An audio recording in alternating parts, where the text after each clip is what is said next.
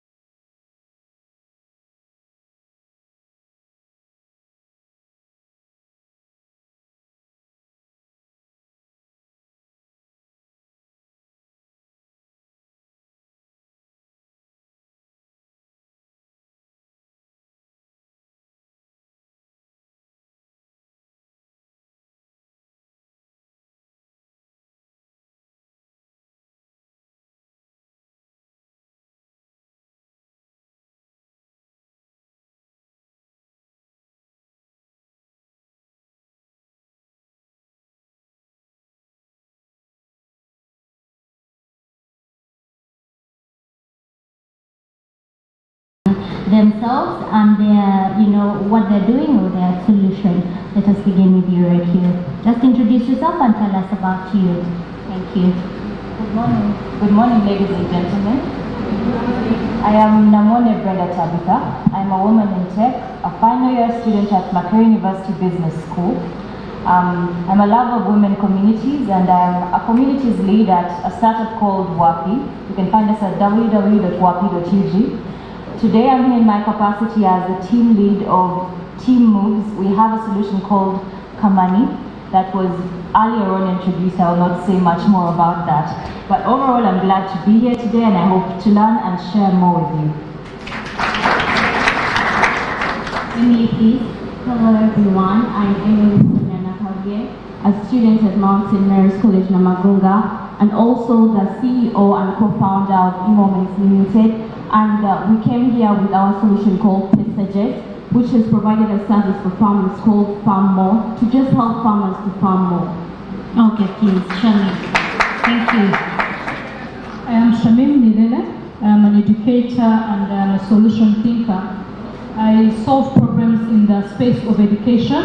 I'm the team lead at Isere Education. Isere Education is a social business that is offering skills development for young people, for children and teenagers, because we believe that Africa is gifted with a very young population, but that young population, if not empowered very well, will be a double-edged sword. In 10 years, if the Middle East can no longer take labor workers from Uganda, where we're putting our young population, when our population is, half of it is under 16 years. So we offer skills development to the skills, the gaps that are not given at school. But then also I'm really passionate about teachers. In this hackathon, we developed a solution to integrate in our platform that will be empowering teachers financially. Okay. It is very EduSafe. Thank you. Okay, please. Next, just as we go, are you sure it's on? Thank you. Good morning, everyone. I'm called Mariam Habila Mirembe. I am a software developer, a student at Makerere University doing software engineering. I come from Team Grow Biz. We grow businesses. We offer, we offer loans to small and medium enterprises. That's what our innovation is about. I'm not going to go into details. I am so thankful for the Women in Tech Hackathon, as you're going to know my experience in a few minutes. Thank you. Okay, thank you too. Bella Beauty. Good morning, everyone. My name is Laura from Team Bell Beauty, and Bell Beauty is designing a one-stop beauty shop to address all your beauty needs. So we're developing a digital platform and mobile saloon where you can easily access beauty services. You simply have to download our app or visit our website and book an appointment with either service provider or purchase any products you're choosing. We're so grateful to be here, and looking forward to this discussion. Thank you, and I know they're so grateful as well to have you here. And let's now talk. You've been in the hackathon, the 2020 Women in Fintech Hackathon. You have participated, you have experienced it. Each one of you is going to share with us how has it been like. Share with us your experience. What are some of the highlights you have, taken home with? And we take it from Gloria there. Okay, thank you. My description of this entire experience is going to be in 2 words. One being eye-opening. Just analyzing our problem statement from the nitty-gritty, how exactly are we adjusting situations here in Uganda, how exactly are we impacting women at that, how exactly are we making our solution make women's lives better here. It's been a big learning experience, and also just listening to the mentors and seeing women in the technology space. Honestly, coming from a business background, there's so many women there, but seeing women as software developers and systems analysts and all that, it's been very inspirational and eye-opening to us. Listening to the stories of the different teams, guys here have very interesting solutions. And for Bell Beauty, it's something to feel good about. It made us look at our solution and appreciate our solution, because we've seen the receptiveness of it. There is nothing right now in East Africa that is addressing this in particular, what exactly we're doing. So having everyone here be receptive to that was, it was very inspirational. Very well. And all of this falls out very deeply. Please, Mariam, if you could share with us your experience and highlights. Okay, so my major highlights for this hackathon have been two. I have more but two. The mentoring and the culture. The culture I found in this hackathon, I was the first time participant. So I've been so inspired. I've seen a lot of things that have changed my vision, that have boosted me to go ahead in my career. I've had one-on-one sessions and question and answer sessions that have actually gave me the power to do things that I thought I should, just leave out. But I'm thankful for the hackathon, and I would literally urge everyone to participate in it. Okay, that is great. It was my first ever hackathon because my background is not tech, but this hackathon has really been very beautiful. All teams are brilliant. Everybody in the room was willing to help you. Like really, everybody was willing to support you. Every minute was a learning session. The learning was fast-paced, so you really had to be in the fast-paced mode. I loved the mentorship sessions. I loved there's a day we had the project planning, learning how you manage a project from the start to the end. Everything we learned here was really practical. My other highlight was the solutions, the technical jargon and demystifying it. Our trainers, Cleo and Simon, really tried to demystify it, and they really helped us. Okay, thank you so much, Emily. My highlight was when Doreen talked about pitching your product. I must say that this has been a great opportunity. It's just amazing, because it's in places like this that you realize how little you're thinking and how big other people are thinking. So when Doreen talked about pitching your product, I was just like, if someone asked me to pitch my product and we were going to invest, I would use that opportunity. I was shaken. I was just like, oh my God, this is just amazing. I felt like crying actually, because I usually fail to talk about my product, but I was working towards the days that were there. I was working really hard and having something to pitch within 1 minute. And I think I'm successful at it. And I'm just an achievement to be here on this stage. It's something big and great for me. So this is just amazing. Thank you, my people. Yes, thank you, John. That was very emotional. You said you were about to cry the other day. We were going to experience that. But thank you so much, Emily. Please, if you could share your highlights. Like many ladies on this panel, this is my first hackathon. I've been in tech for a short while, and I always organize for communities, women-led communities, where I see women doing all these amazing things. But not once have I heard of an event of this sort where it's exclusively women here. So it's been a learning experience for me, seeing how women relate with one another in such spaces under such pressure. The tropes that people forward that women are their own enemies, this has quashed that. Okay. Like, it's been amazing seeing women synergizing, growing together, sharing. I've met amazing people. There are people I've been meeting in online meetings throughout the past year and a half, and it was amazing finally seeing people face to face. Yeah, and that was like a good thing for me, and also the whole thing about being around people with all kinds of talents and all kinds of knowledge and learning from them has been a nice thing for me as well. Okay, thank you so much. For me, like with me, if you cannot do something and someone is doing it, it is a challenge. I cannot do what the ladies here do or what developers do. And for me, I have given respect from day one of the hackathon to every one of you here, including the moderators, the mentors, including the facilitators, the developers. I cannot do that, but I can learn and also consume what you do. So for me, thank you so much. And Maria, ladies or women are the majority, but they have got very limited attachment in the fintech space. Apart from the hackathon, Women in Fintech hackathon, or participations like this, like what more should be done to empower women in financial technology? I'll take it with Maria and then Gloria. But first, Maria, if you could share with us. Okay, so I, as Mariam, I am in the technology world.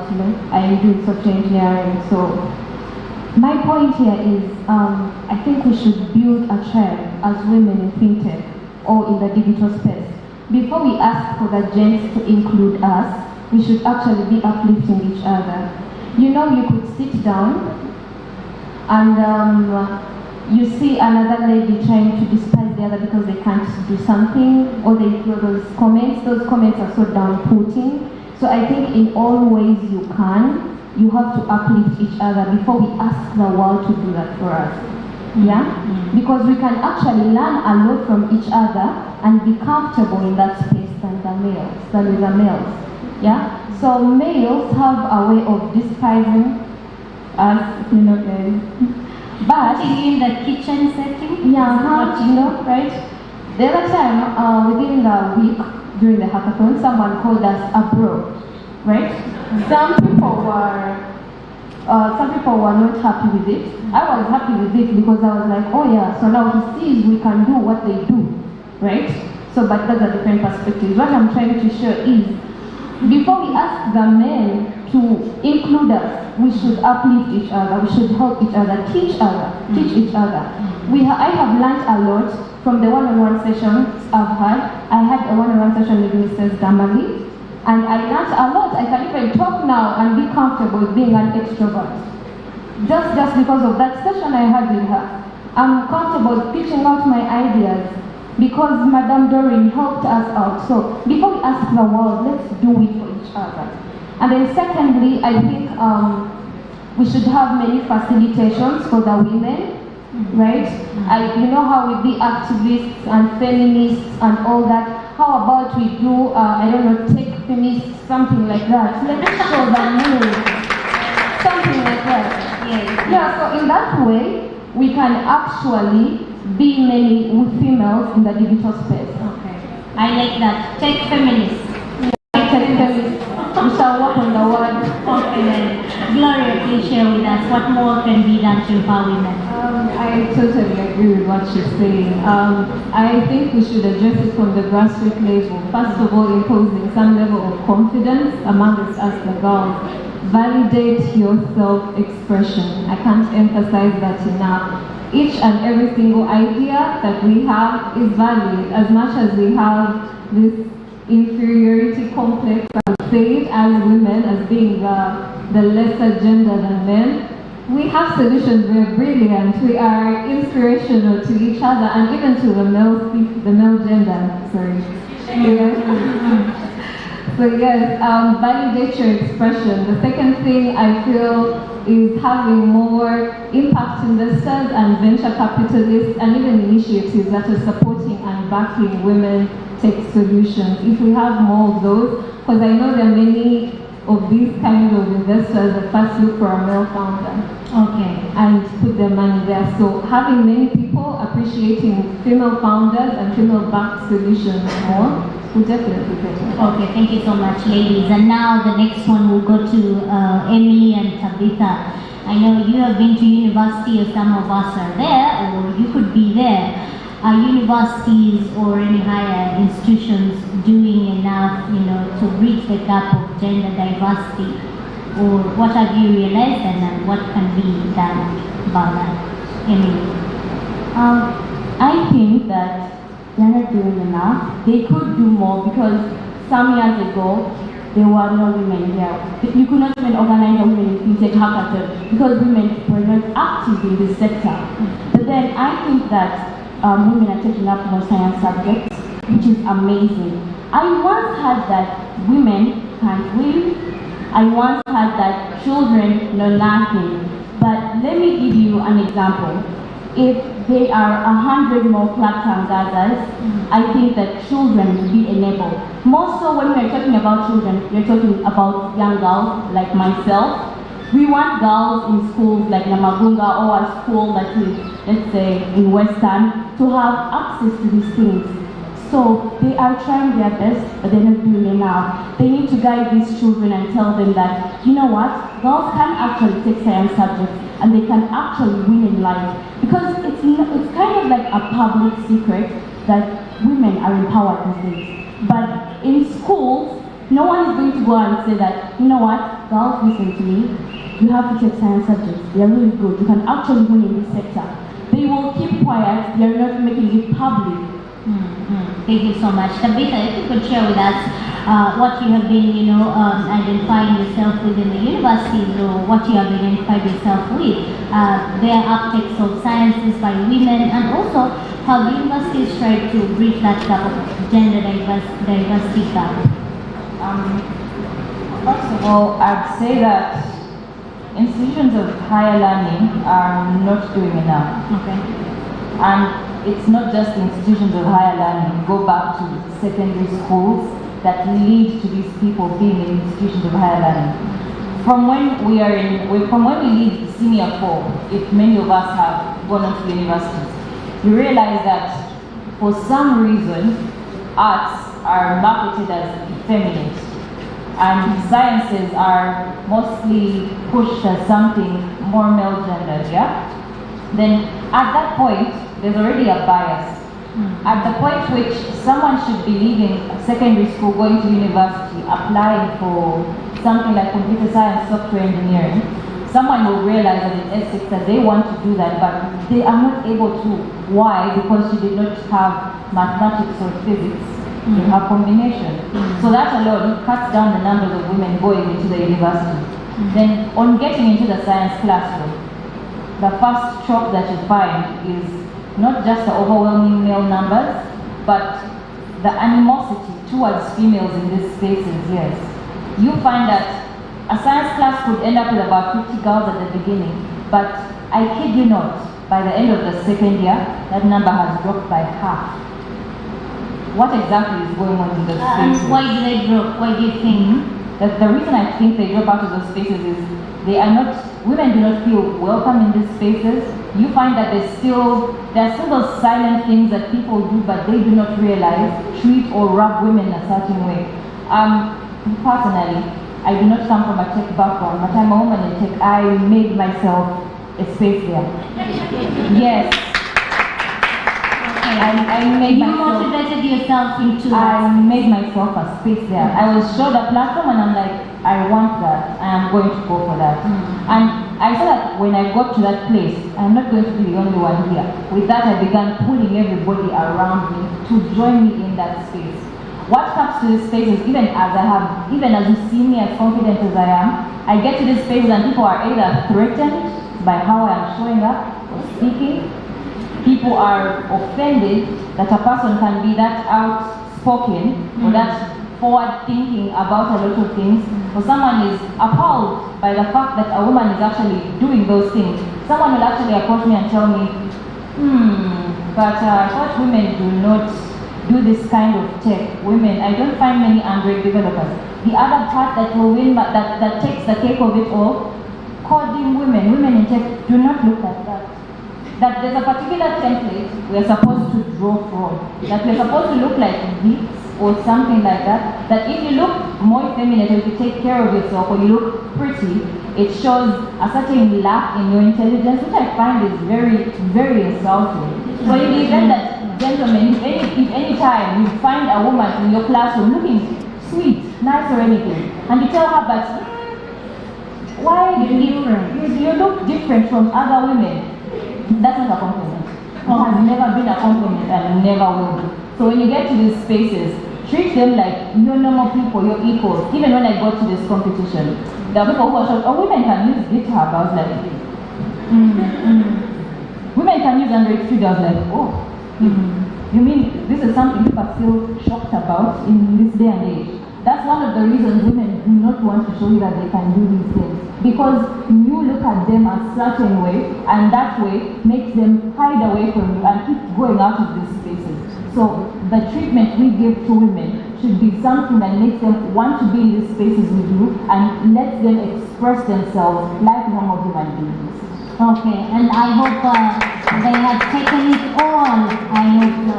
And also, what I think, just to supplement on a little bit, you talked about schools not giving even higher institutions, but also my appeal is maybe to the government or the authorities responsible for the curriculums we're developing. Can it begin from the grassroots? Because all what you're saying, you know, it's hard to implement it when I'm old, I'm grown, I'm in university, I've never heard of it, you know, at a certain little age. So if it begins from the grassroots, I think we can change the upcoming generation. But for now, I'm going to take it to Shamim, minus what schools are doing. If you could now tell us what else could be done in the education sector to encourage or empower women in the technology space, minus or what we have talked about. Okay, first of all, under normal circumstances, I wouldn't be here because I'm purely an artist. I didn't do any sciences in secondary school, but I've been in the tech space for so long. I remember when I was at university and the School of Education, we'd go to surf internet at Faculty of IT at Makerere, and it would feel like it's such a completely different world we're in, complex and all. First of all, we need to demystify technology. I did a small course in workplace because I needed to demystify software engineering. So, first of all, digital literacy and technology in today's world is as important as numeracy and literacy. So it's no longer just for the sciences, it's the world we are in. And we are not only competing against ourselves in Uganda, it's a global village, you know? If we are still dealing with things like women simple things like being offended by women being bold and being in the tech spaces, really, we have bigger things to focus on.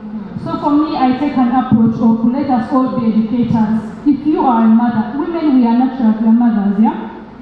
If you have your children, those children need the skills in digital spaces. Like they need those skills even as they are younger. We say let's start them small. So introduce technology to your children, you know, introduce your technology to the people in your circles, your nephews, people at home. Let's demystify the whole tech thing, you know. For example, in the programs we do, we teach design thinking. And the way the design thinking model takes like a hackathon thing, you know, like you research, you brainstorm, you ideate, you prototype, you test. I had never been in a hackathon, but we've been teaching that. So imagine if a young person in primary school has experienced that. It's part of what they've been learning through school. By the time they are grown up, they are ready to participate in the tech space, whether they are women or not. So let's make it, let's demystify it for women and let them, everybody has a voice. Let's give them voices. Let's go to them like how High People is coming and saying, women, what solutions can you provide, you know? Let's give them the platforms. Let's create tables for them. And let's also encourage women to create their own tables, you know? Knock on doors and create your own tables, like Tabitha said. Otherwise, nobody's going to hand you those opportunities most of the time. They should feel themselves there. But you see, competence builds your confidence. Sometimes when we're not confident, we can build that confidence by being competent. What skills can you build on, you know? If you say, let me focus on building this competency every 6 months, you will build yourself. You will be needed. People will look for you. They will not be doing you favor. So as women, let's put in the work. They will look for us and we shall change the world. Okay, thank you so much. And now we are concluding our panel discussion. Each one of us is going to be sharing with us what you think or your advice to government or your appeal, what government can do to empower or make sure more women have access to internet as well as financial services in Uganda. I'll take it from Gloria. Okay, I think the government can first of all include more policies that can support internet penetration, because we know many research firms here in Uganda can do only as much as they can, but government has, I think, the resources to actually go and address each and every societal issue, find out why is it exactly that you guys aren't able to access this. So from that, then they can be able to create policies that can at least drive that. And then secondly, I feel government could also have maybe some form of partnership with like telecom companies to have at least subsidized maybe data bundles for students who are pursuing these technology related or STEM in general, science, technology, mathematics, all that related courses to drive that. Yeah. Okay, I believe it's possible for each student to have their own GB or data bundle. Since you're developers, I mean, why not? It can be possible, right? Okay, Mariam, share with us what you think. Well, I think the government can provide funds. Okay, let the government provide funds to NGOs that are fostering leadership and innovation and empowering women in that digital space. I think the government should look out for hackathons like the Women in Fintech hackathons. I believe if the funds were more, we would have a greater number of teams in this place. In that way, a lot of people can participate. We are increasing awareness and we are helping everyone have a chance to do the technical space. Okay, thank you so much, Shami. The good thing our president loves scientists. So we can begin by having, low-cost innovation centers in the deepest of villages. It's not even costing. Government has government schools in villages. If we can say, let's have an innovation center so that children can freely use these things, it can really help us. Governments can create policies to take this. There are so many solutions out here. Most times these hackathons don't take everybody, they take the top teams. What happens to those other solutions? Government can scale those solutions. And government can provide data. We have a problem of data. 100 MBs is a problem for someone in Kanu, where I come from. So let's make the data accessible, provide infrastructure, and we shall transform our country. Okay, thank you. Emily. I think the government could fund computing labs in schools. If the government enables schools to get these computing materials, children will be more engaged, most of girls. The government could also give scholarships to children who are taking science subjects in relation to technology at university. I also think the government should fund people who are coming up with solutions, more so women startups, because they only look at the big solutions that are out there, or they look at the international solution that someone is developing, but they do not look at the Ugandan solution that a Ugandan woman is developing. They should also support people like Damali Sali to reach out to different schools, because she has a book about entrepreneurial businesses. So she could actually give it out to different people, different schools, to help them learn about it, get ideas, develop and use technology in them. It should also help fund organizations like High People that is starting the 40 days, the Women in Fintech hackathon. This could all be done, but they're just not looking at it. In seconds, please. Wow. I come from a village in Manafa called Bubulu, my father's village, and in that village, when you get there, you get welcome to Airtel Kenya. Those are the kinds of things you find there. And in my mother's village in Bugamba, Rampara, you find that the things that happen there, the nearest network you will get is when you climb a tree to access your Airtel network. And in those places, we have a lot of teenage pregnancies, and the skills that are given to these women are the usual skills of basket making, cloth making, and sewing and stuff. And first of all, they do not run out of style, but they are out of style in this day and age. That things have moved on from that, and people have a myopic point of view about where their lives end or where their lives go. And I believe the government can do a lot more in these places. Aside from extending education to these people, they can also extend basic amenities like electricity that enables them to have the chance to use electronic devices. Extending electronic devices to these people, and on top of that, subsidizing data prices for companies to be able to reach these people. And aside from that, the skills that the government gives to these women should not just be hand skills. Give them cognitive skills, such as using computers, coding, with something as simple as that. I have seen this in places like in refugee camps up in the country, where refugees have been given the chance to code, and these people have gone on to make innovative solutions that have taken them out of that little box where they were, and they have managed to grow their communities. Okay. Aside from that, my advice to girls out there is exploit the 10,000 hour rule. What that rule is, it takes you 10,000 hours to perfect something. That you see me being able to speak today, but it's years of practice, yeah? It's been since primary school, that's a given. Then you find that someone is a good programmer, but ask them how long they took developing that skill, getting to the point where it's just second nature to them. Do that for yourself and be the best you can be. On top of that, free yourself from expectations in society, where people are telling you that the most you can be is a mother, and that's what you're going to be, and the most you can be is a wife in a house, and the most you can be is a career woman. There's so much more to this life and so much more you can do for yourself. Okay, thank you so much, Tabitha.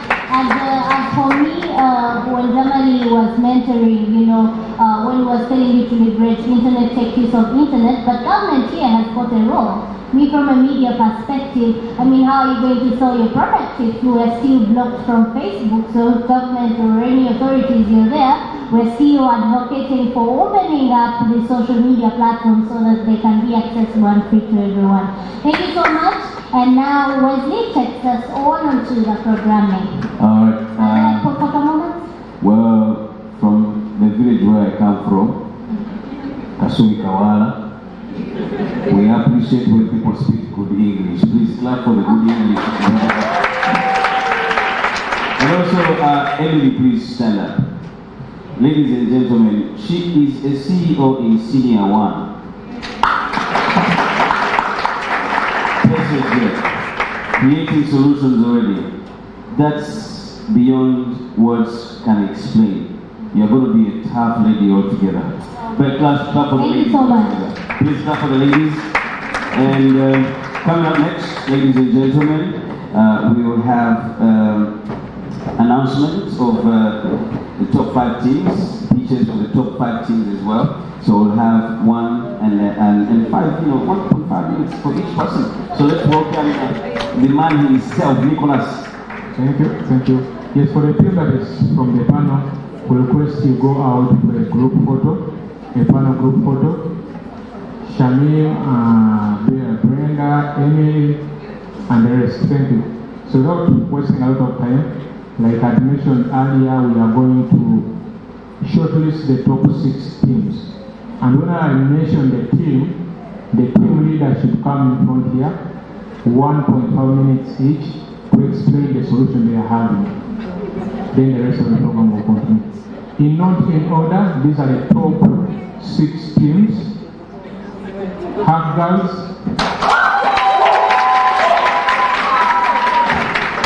Not in order. The team leaders, please come. The team leader. Pressure jet. Get me Sonia, please. We have Kuzimba. We have FFDA, Farmers Financial Development Avenue, FFDA. We have Green Shares, top 16. And lastly, we have Mpampe.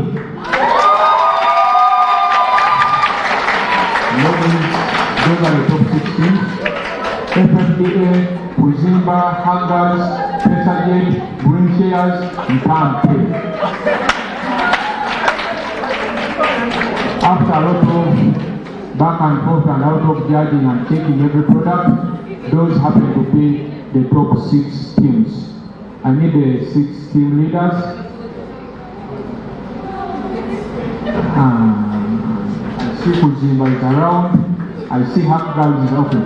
We don't have Emily from Pesagate. She will join us shortly. So starting with Half Girls. in 1.5 minutes, what is your solution and why do you think you should be the overall winners?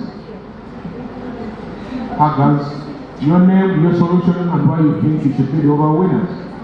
Hello everyone, my name is Bukira Halima from Team Hagel.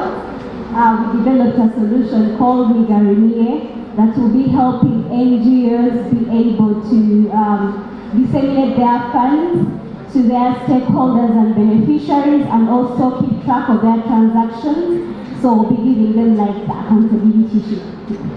Thank you. That is the solution from Hackers. December, your name and why you think your product should be the overall winner. Hello everyone. I'm called Florence Namugeni from Team Kuzimba Services.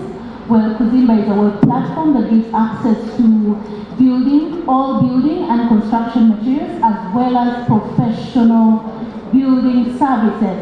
Well, you can actually save with Kuzimba to build your future house. You can buy materials online and you can ask for any service. Thank you. Thank you, Lynn.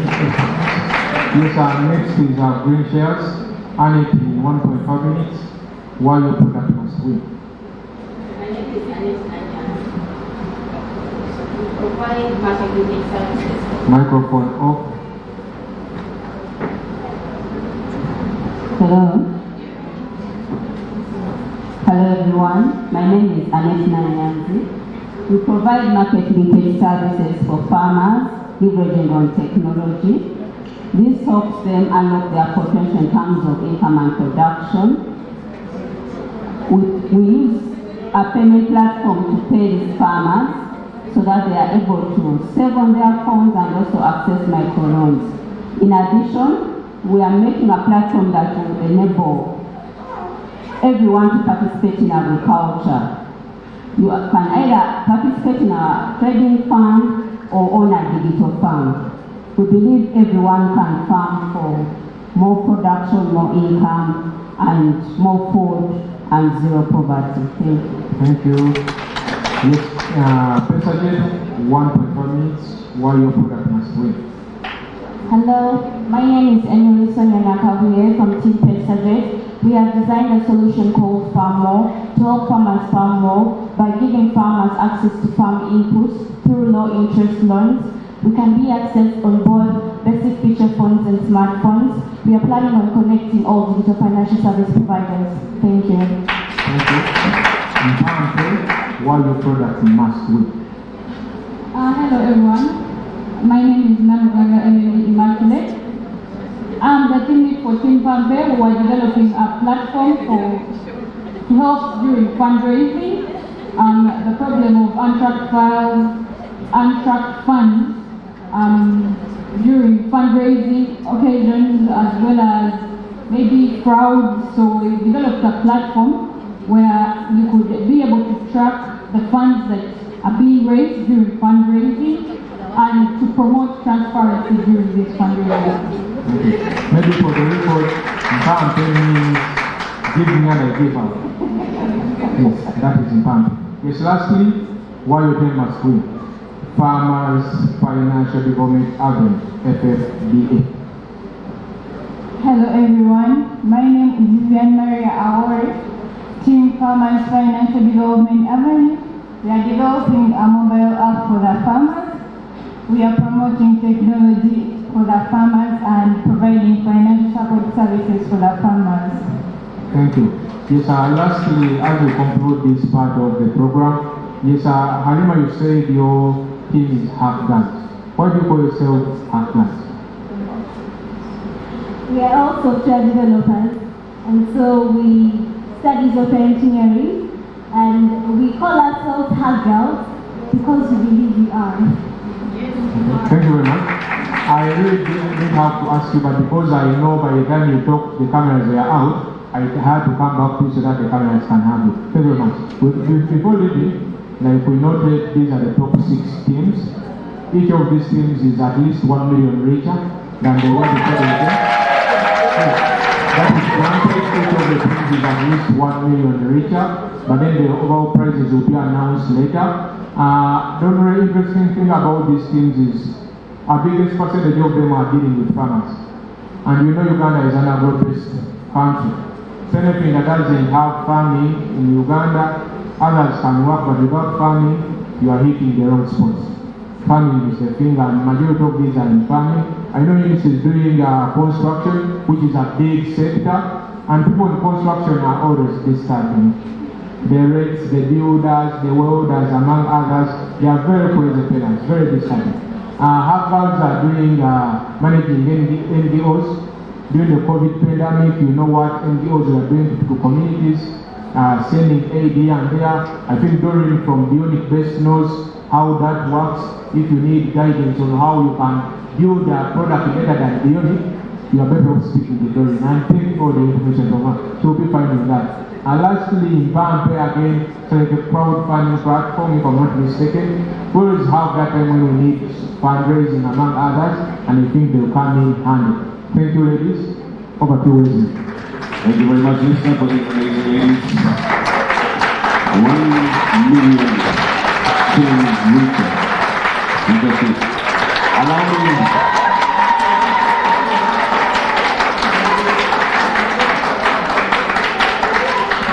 You know, the president is into scientists and all that stuff, but yesterday we were trying to debate with someone, and I was thinking, at the rate at which we are moving, the president may be involved. Reminded that the team leaders of the top 6 teams should go out for a group photo. Alright. Yes, before they go for a party. Let them go for a group photo. Please head out for a group photo. But in the same time, allow me to welcome Wendy. Please let's clap for the beautiful Wendy. She'll be leading the panel discussion, leveraging digital financial services for gender equality and women's empowerment. So let's clap for her, ladies and gentlemen.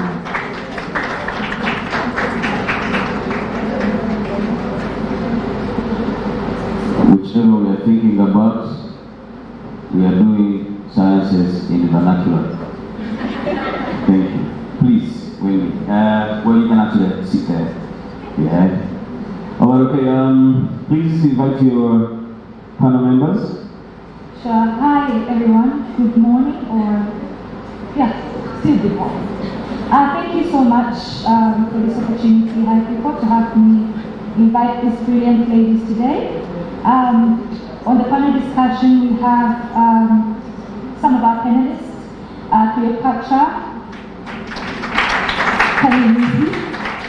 according to instructor and team leader Clark Tandaza. I think she's been one of the moderators for these amazing teams in the last week.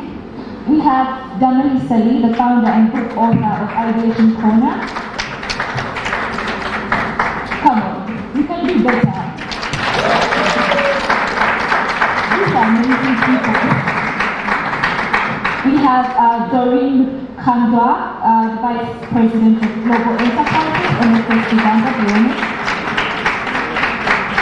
and Elizabeth Atukunda, Financial Service Legal Expert.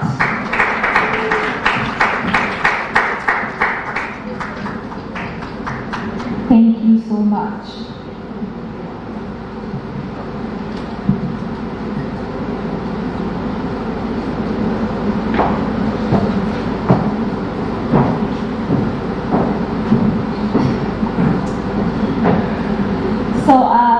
As I introduced, my name is Wendy Nanko. I'm the Country Operations Coordinator for Jomo World Uganda. I think most of you relate to it as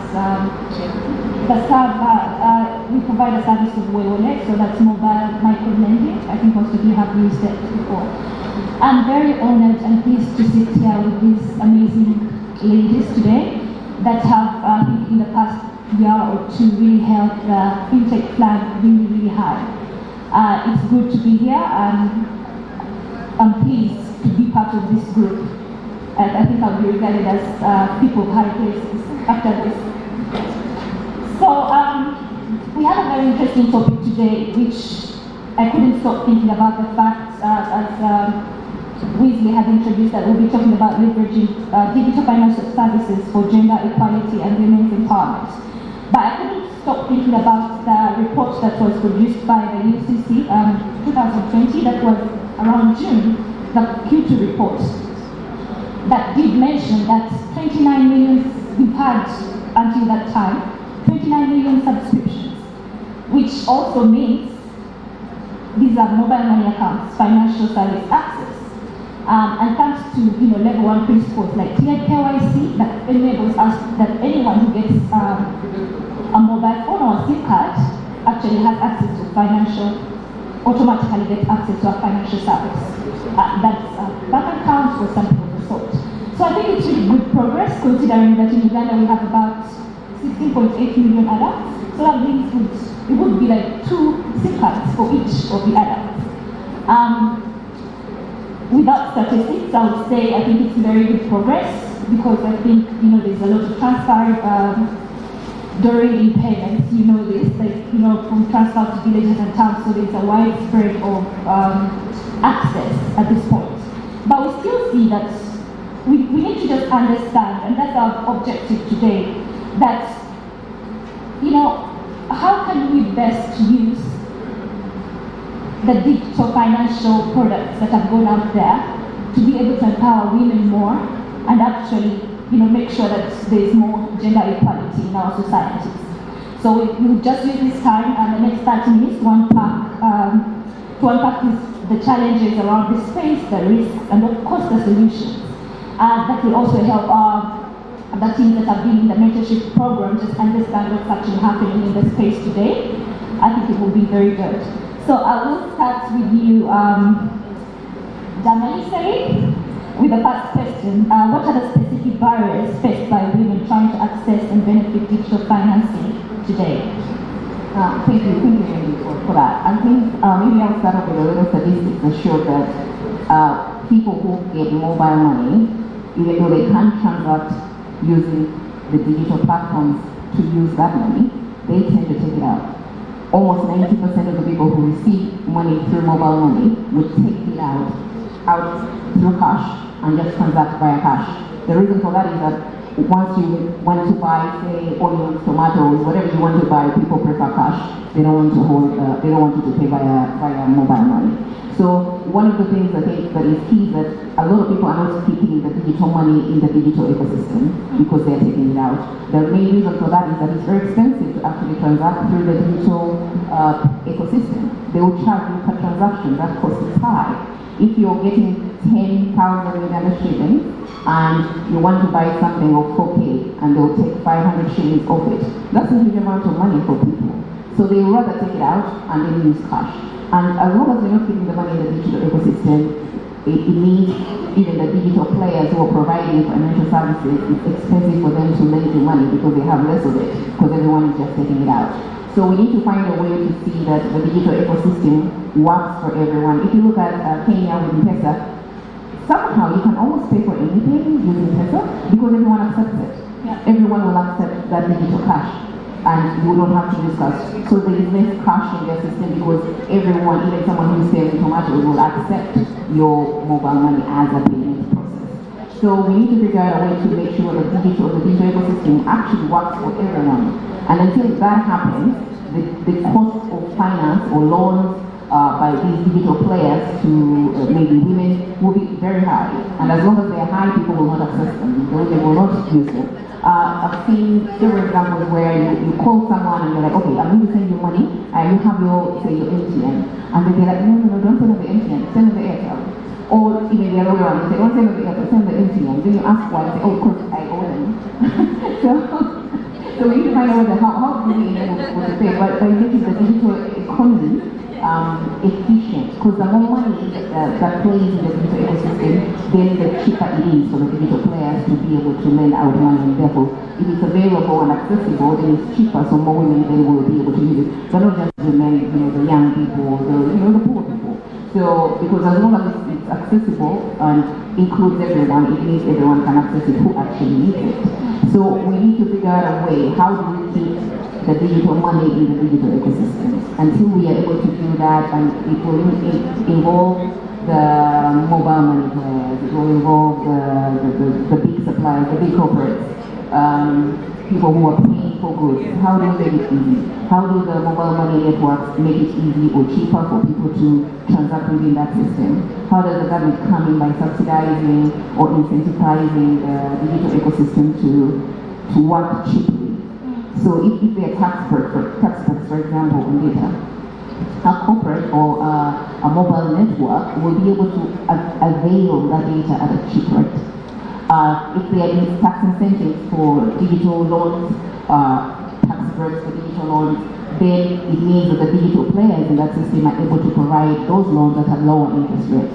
And as long as those two things are touched, it means more people can access them, and therefore more people actually keep getting more money in the digital ecosystem. And it has also shown that as long as we have digitized money and the majority of the people can transact in that system, there is a lot of growth. There is more chance of poverty reduction because you have an identity. Everyone has an identity. Yeah. If the government has a view, and the suppliers and investors, everyone has a view that these are the main people in this ecosystem and they all transact in this ecosystem, they all put money in there, it's much more easier for people to provide a service and invest in that economy. So we need to, I think, I feel like those are the key hindrances that we have in our ecosystem.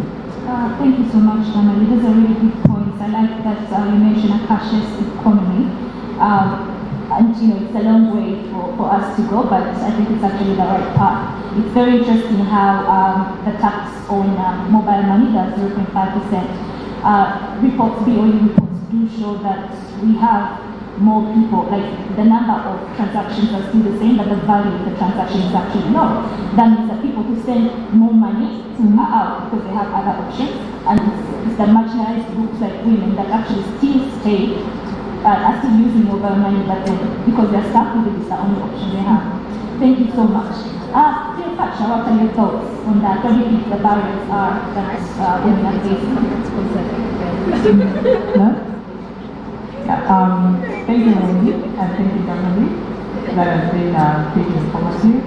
Okay, always. Yeah, so my thoughts, I want to speak to the ladies out there. We have so many problems as ladies, right? So even those that are in a corporate space. I can't hear you. Can you hear her? Do you hear me? Yes. Okay. So, yeah. So even those that are in a corporate space, those who earn money and live about month, those things that disturb us as ladies. Okay? I'll mention like PMS. Okay? Some ladies have been arguing, but if men used to have monthly periods like all ladies do and they suffer from PMS, they would actually be assigning themselves leave. Okay? so ladies deal with a lot. And if we go away from the ones that actually can afford financial services, like the ones seated here before you and those in the audience, okay? Let's look at those that are coming from disadvantaged regions and backgrounds. They have so many things that are disturbing them. So you come up, you have your awesome product, okay? Roll it out to like a community, but this lady is hustling to get a sanitary pad, okay? And then you're preaching Fintech.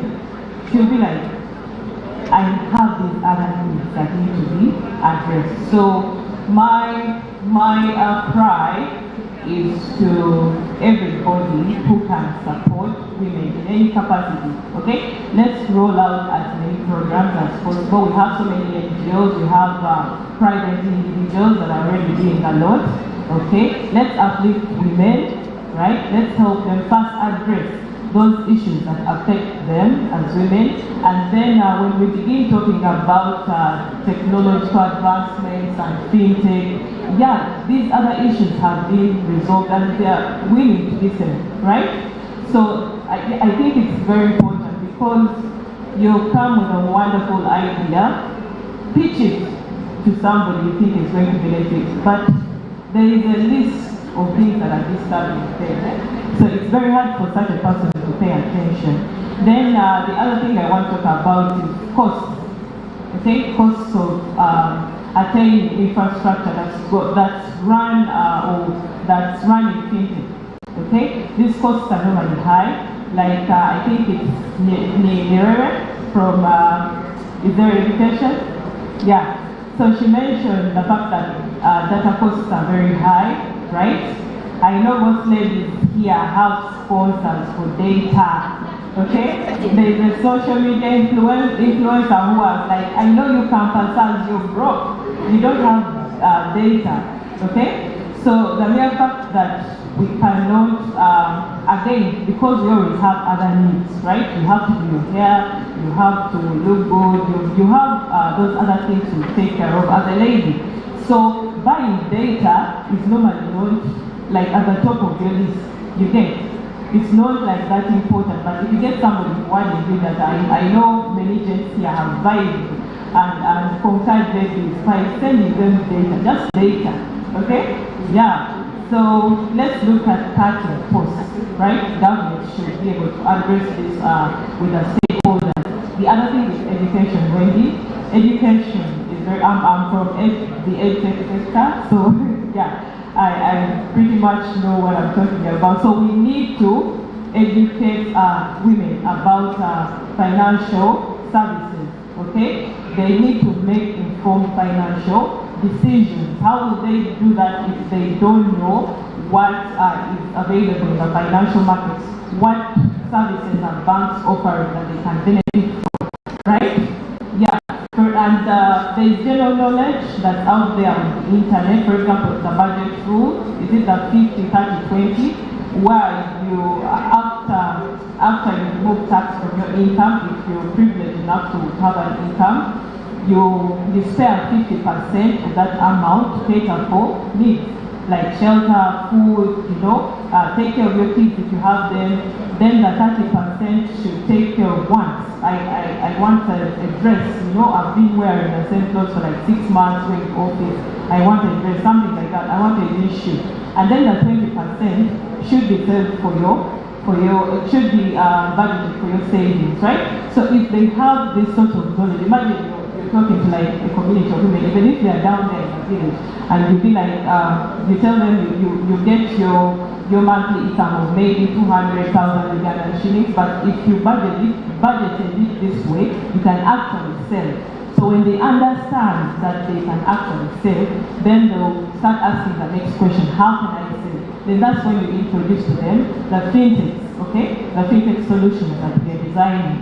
Yeah, and then the other thing is the social norms, right? I want to applaud our brothers, okay?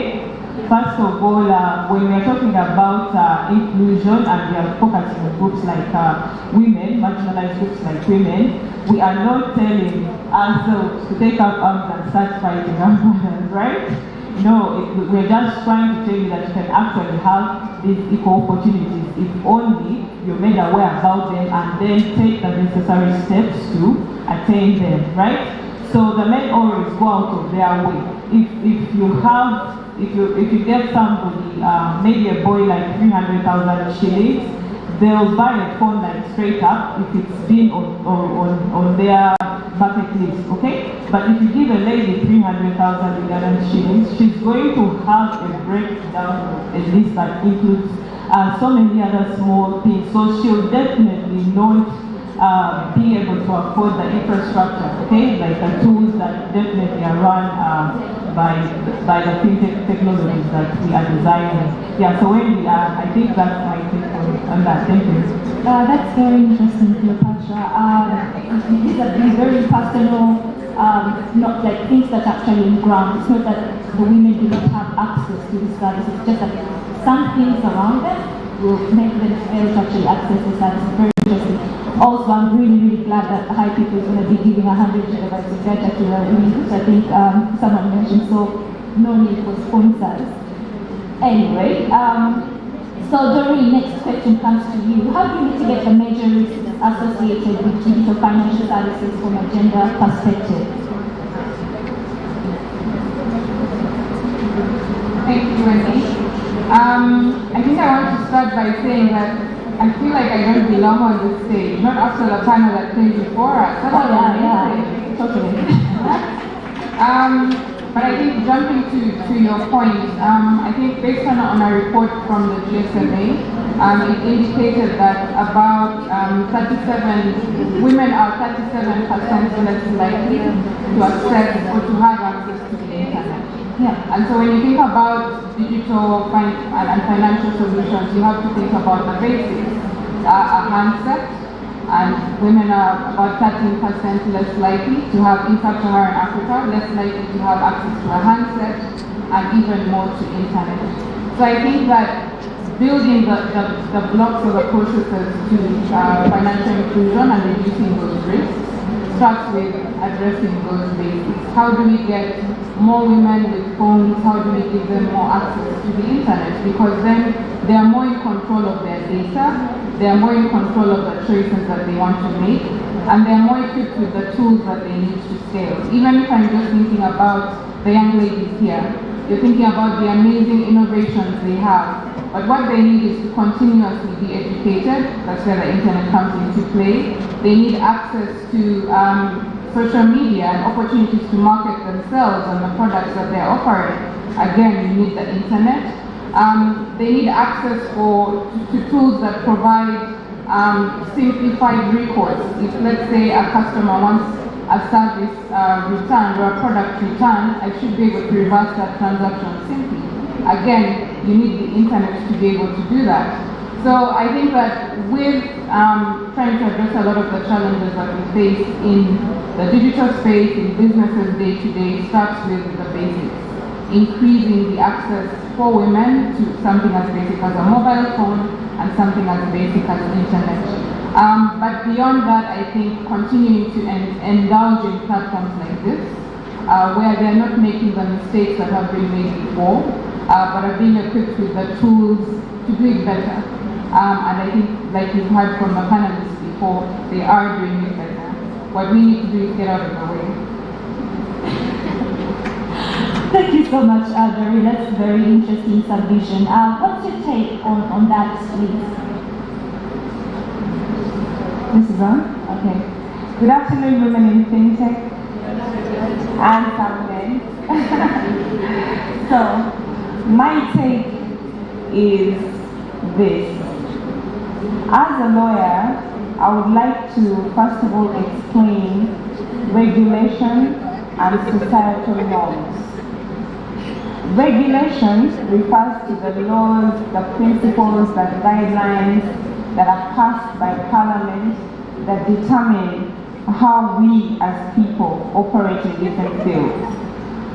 Who writes the laws? Human beings write the laws. These human beings are representatives of you. Now, when these human beings write the law, the higher human beings, which are the member of Parliament, pass the law, and the highest, which is the president, signs the law. So, when you understand how regulation works, you will understand that regulation is the document that represents the spirit of a nation and a people. Yeah? When you look at finance as a field in itself, finance in Uganda, in specific, is seen as a masculine thing. Think about it. How long ago did we start having, women seen as important figures in finance? Not so long ago, right? And the reason for that is how we as a people look at finance in relation to women. Now, because of that, it's reflected in our laws. Our laws, therefore, are rarely, if ever at all, gender sensitive or gender inclusive. When such a thing happens, the society itself that's operating in this space is skewed to a certain direction. You see, you don't see it, you don't know it, but there's these things that are telling you how to do what to do that determine how your whole society moves. So for me, when it comes to barriers to women in this space, there are various barriers, as Damali and Cleopatra and Doreen have spoken about. But many of those barriers, for instance, having the money itself, having a mobile phone, buying data, those barriers can be included for both men and women. There are men without money. There are men without phones, by the way. There are men without data, surprisingly, you know. But the barrier to me that affects women in specific in this space is the perception of the society when it comes to women and finance. Many times, the unsaid silent killers are the ones that affect everything else. Until, as a community and a society, we start to see women in finance differently, then very little will change. Because our laws remain gender biased, our processes will be gender biased, our policies will be gender biased, we'll be stuck. So to me, the foundation of this problem is our perspective.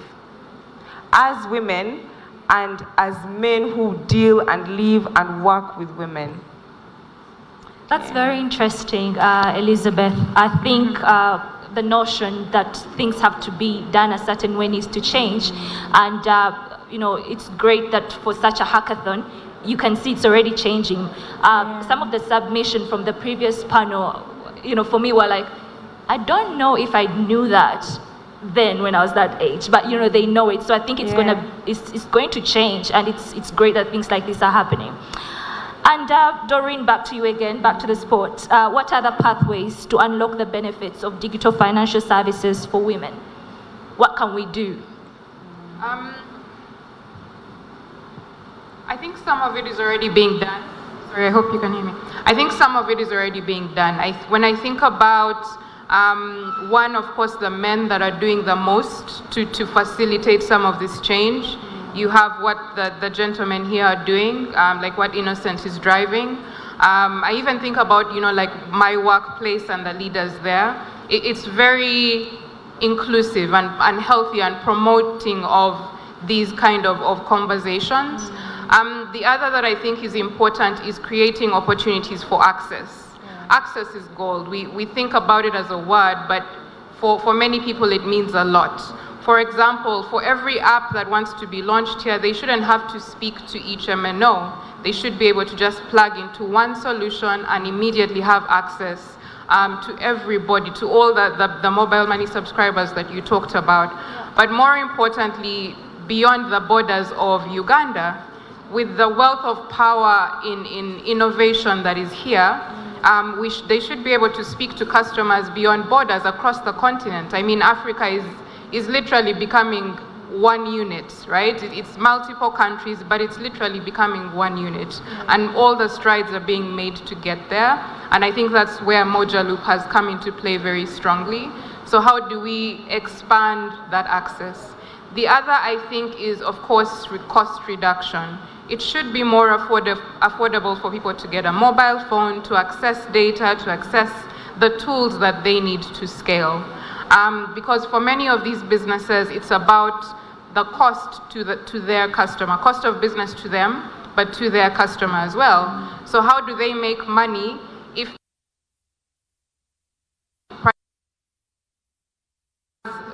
like Cleopatra mentioned, has very many things to think about. What do they prioritize, and where do they invest their money? So I think cost reduction is really important, and again, that comes with access. The more that we have, and Damali mentioned it, the more that we have more users within the ecosystem, the cheaper it will become.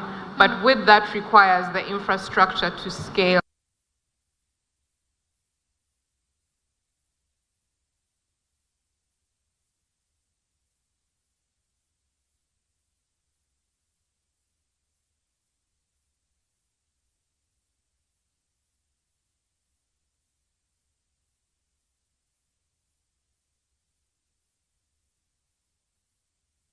Investing in these businesses, giving them a fighting chance.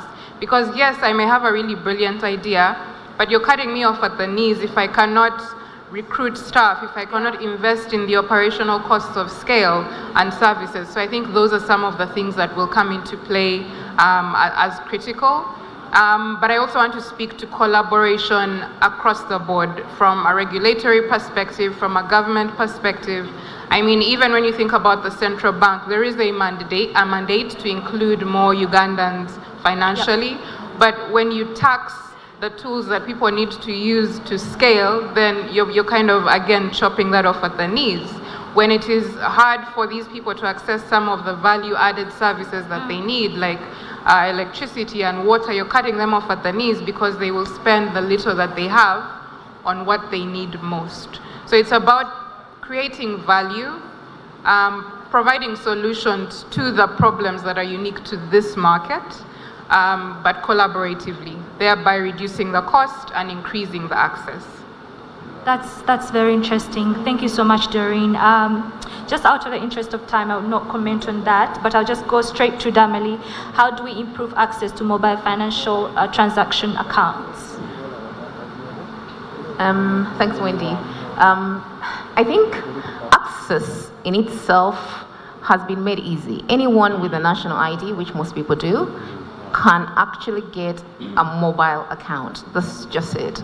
So access has been made easy. The problem that's in the room is that if I do not have an actual physical phone, why would I need a SIM card? So even if I do have an ID and I want a mobile account number, but I don't have a phone, so I won't even bother to go get the account. So while it's been made very easy for someone to get a mobile account and can, I guess, transact, as long as I don't have that physical tool, that basic phone, then I won't be able to get a mobile account, so I won't even transact. So we need to make a phone something so cheap in Uganda that anyone from the poorest, actually it's just the poor that we want, because the rich one can afford to buy their iPhones, but the poorest person can actually afford to buy a phone. Because until someone has a phone, it doesn't matter that it's easy to get an account.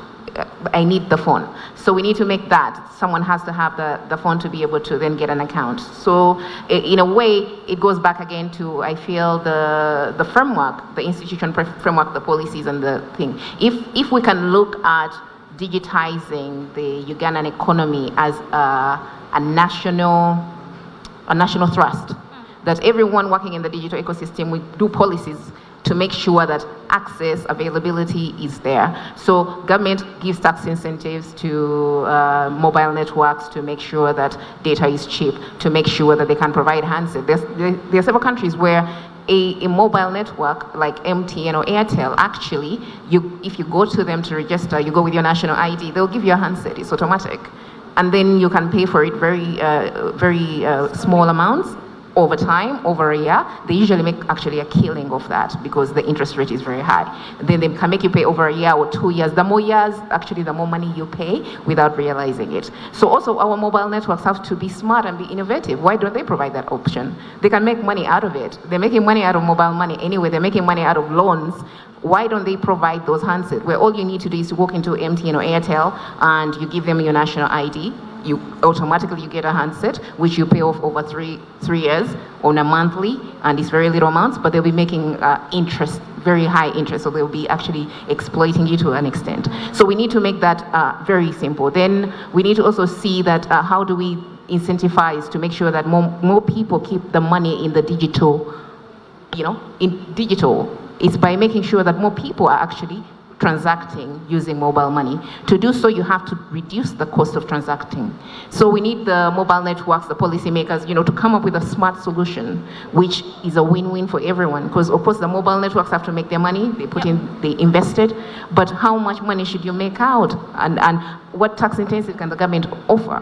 So we need to look at this as a macro, because until we do that and we make sure internet access is available to the poorest Ugandan, we actually will not reduce poverty. As long as we keep some people out of the economy and they stay analog, we will stay poor as a country. Yeah, that's very true. So MNO's asset financing is actually a need because it will help us have more financial inclusion and accounts opened. Cleopatra, how do we expand mobile financial transactional accounts for payments, loans, and savings? Sorry. Yeah, so how do we expand this? And looking at women, okay, I'm going to emphasize this. We need to get rid of gender-based discrimination in the service industry, okay? Let's have more women involved in decision-making. Let's have more women on company boards, okay? Let's have more women involved in processes. Like we've had the hackathon, and we are designing, the teams have been designing products that are going to address several needs, and some are focusing on women groups, okay? So they are better, the software development teams are better because they have women involved that can actually give them a female perspective when they are designing these particular applications. So that is just an example, but this cascades even from like a top level government and even straight down to the families, okay? So if we have the women, even our partners like back in the families, if they respect or get your input when they are making certain decisions, whether financial, if it's concerning the children, if you're involved, then you're going to better manage your finances and all those other aspects of the family. So for the mobile accounts, okay, Doreen has already said this, right? Interoperability, right? This is very important for uptake and adoption of the financial technological services that different providers are putting out there. Okay, it's very important or it's convenient for somebody to have a phone and then be able to do so many transactions, like pay out to another person or pay out to a business and purchase something online. Okay, how can this be achieved by including systems that are interoperable, just like Moja Loop? Doreen already said this, right? Yeah. So my call is for people that are involved in positions where they make decisions. Let's get women on board. And then to the providers, the digital financial service providers, okay, you need to have, first of all, women involved on your teams, right?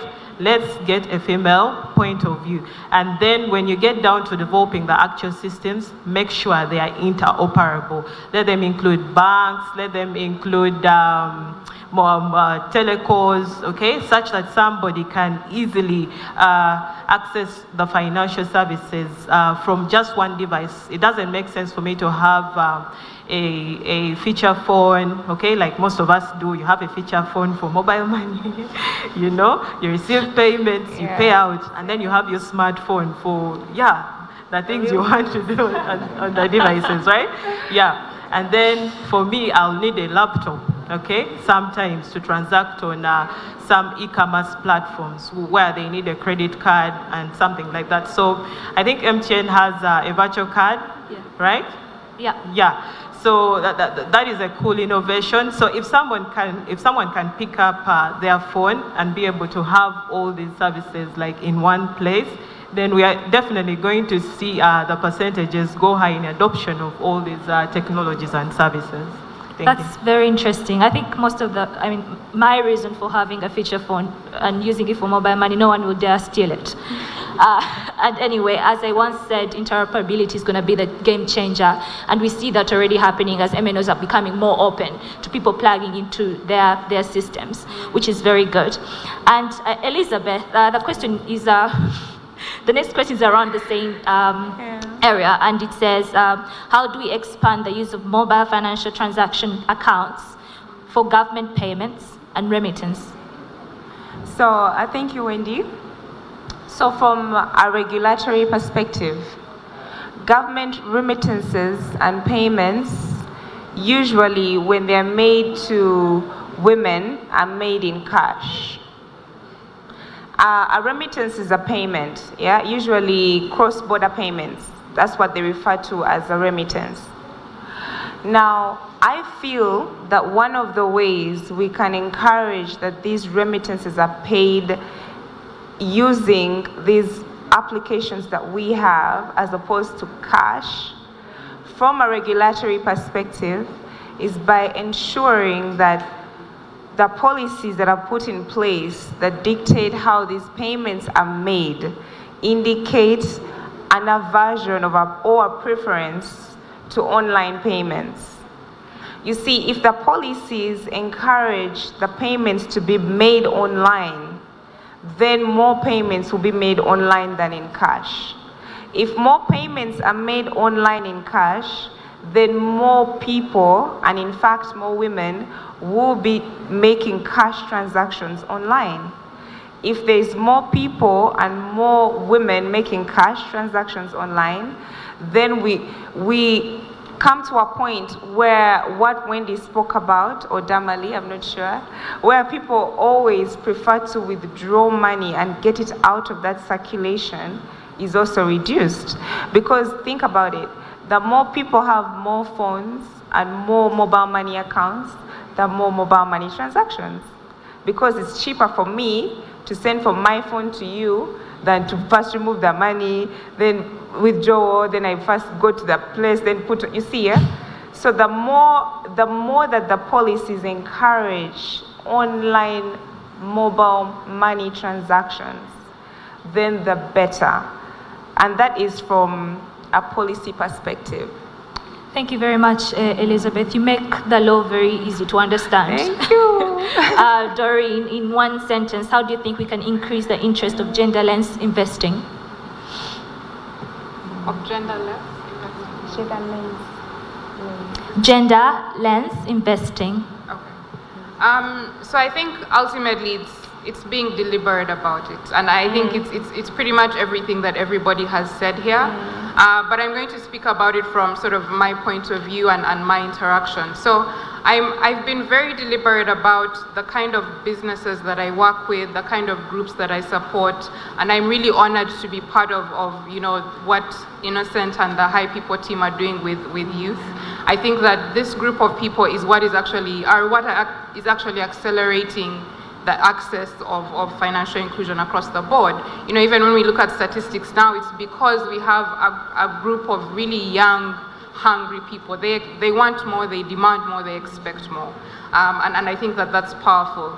But from where I sit, you know, working with a company like MFS Africa, like Bionic, it's kind of coded into, it's hardwired into how we operate on a day-to-day. And I'll relay this in three ways. One is, just looking at our values. Primarily, we will start with simplification. At the end of the day, what we want is that people can access mobile money, can access any basic service, whether it's healthcare or education, as simply as it is for you to pick up the phone and call somebody. Because when you think about it, you don't think about it twice. If I want to call Wendy, I just punch her number and it's done, right? So it should be that simple for you to send money, to pay a bill, to access credit, and things like that. So as a business, we are hardwired to building solutions that simplify that. And so giving people here one single access to over 33 countries across the continent is simplifying it, right? Yeah. The other is caring about what we are trying to do. So being part of these conversations, we've set up a developer community to build capacity for ladies like these and everybody else who is interested in growing in that space and learning more and learning from people who've already done it, right? So we've taken the time to actually build spaces that people can grow in. And that's kind of where the care aspect comes into play, but also building solutions that address a problem. So adding value where it is required. It's one thing to say, I have a product, but what problem is it solving and who is going to use it and how are they going to use it, right? So equipping people with those tools and solutions. And then lastly, it's about being revolutionary. We believe in investing in youth. That's whether it's employment.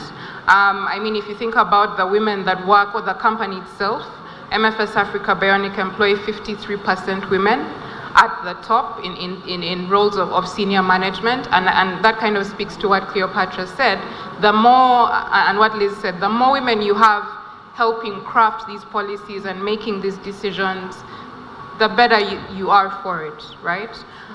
But also it means that you have opportunities for investment because people want to invest in things that are going to give them a return. Yeah. So if you apply all those different things, making it affordable, making it easier, investing in intelligent and innovative people, creating spaces for them to thrive and to grow and to learn, I think ultimately those are steps in the right direction. Thank you very much, Doreen. Ladies, this has been very insightful, and I hope the audience picked out a few points from that. Well done. Thank you.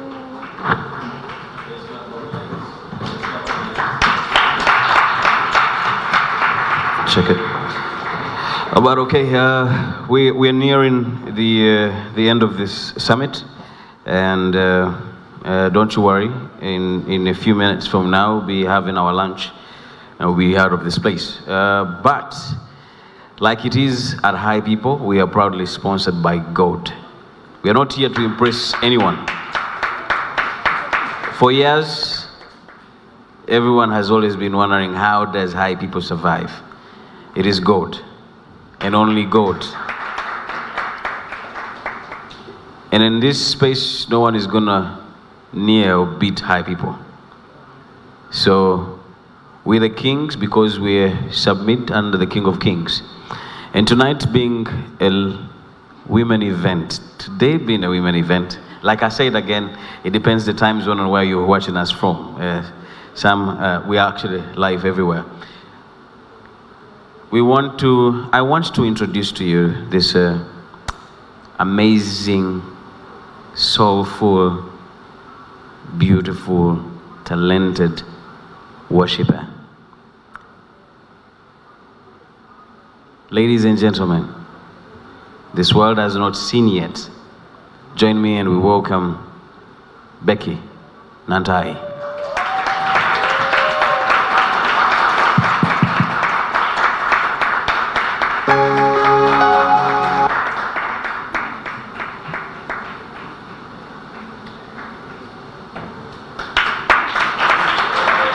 Please.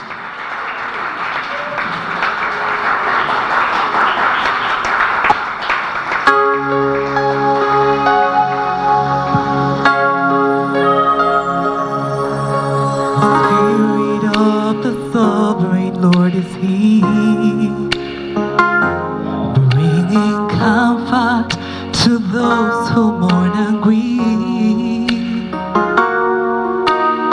freedom to the captives, binding the broken heart. He is healing every pain and disease. He's reaching everyone, he's touching every heart, bringing healing in his wings. He's here. The Spirit of the sovereign Lord is here. He's here, moving in our midst. He's here. The power of the sovereign Lord is here. He's here, mending every heart.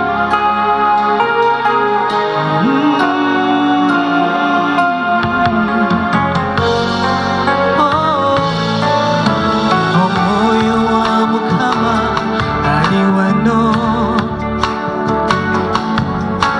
anywegera emitima, asangula amaziga, aleeta eddembe, aggulira abasibe era awonya endwadde zonna.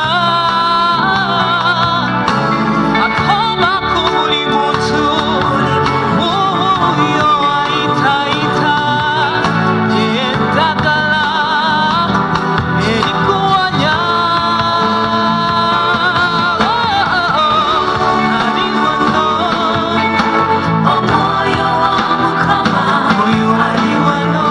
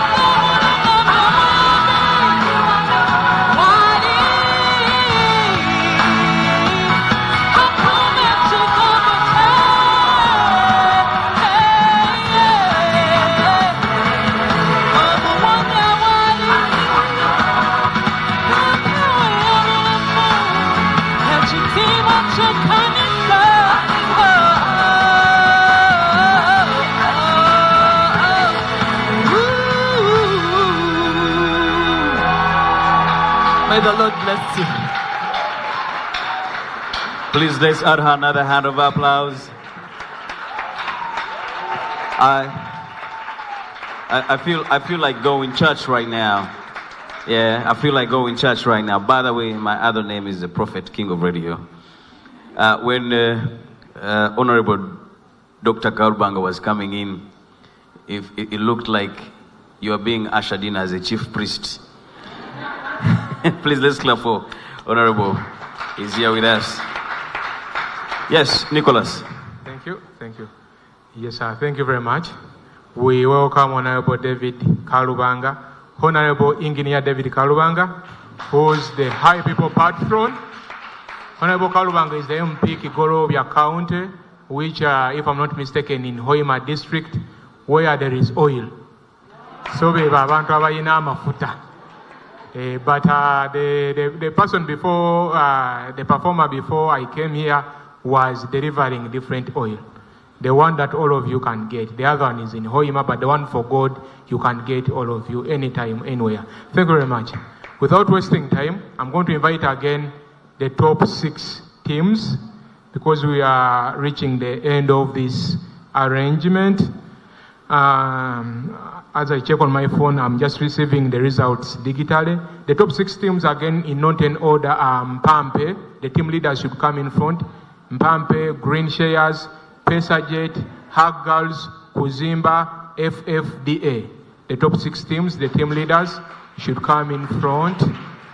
Like we noted earlier, from the top 6 teams, the top 4 teams each takes 1 million in cash, in addition to 90 days of the incubator. The second team will take 3 million in cash, in addition to an incubator program for 90 days. And overall winner will take 4 million in cash, in addition to 90 days incubator. I'm going to invite Cleopatra to come in front because Cleopatra was the lead facilitator of this project. We are reaching the moment of awards. I hope my camera team is available. Met images, the camera team, I don't see the photo team, I don't see the video team. But as I go on with this, one, I'm going to thank everyone that has come today. The media, thank you very much. I'm going to thank in a special way the fellow ninjas. Today I have nothing to complain about. Usually I complain when things don't go well. I have nothing to complain about. The team that has worked today has worked perfectly well. And I hope you tell your bosses that you should come again. The team that has worked today should come again and again. Thank you very much. Yes, now Cleo, I'm going to ask you to come in the center. First, we are rewarding the most active participant. The most active participant in the center there is going to be rewarded with a small token from the CEO's office. Now, the most active participant is an individual that has been very engaging. She has done a lot of work in pushing the project, but also trying to make sure the project works smoothly. And that is none other than Brenda from Team Moves, most active participant. Brenda has been shooting and sharing a TikTok video every day of her daily experience. Brenda in the middle here. My CEO says he's giving a small token as a motivation and appreciation, which is an equivalent of about $70. We're talking about 300,000 shillings. It will be sent on your mobile money.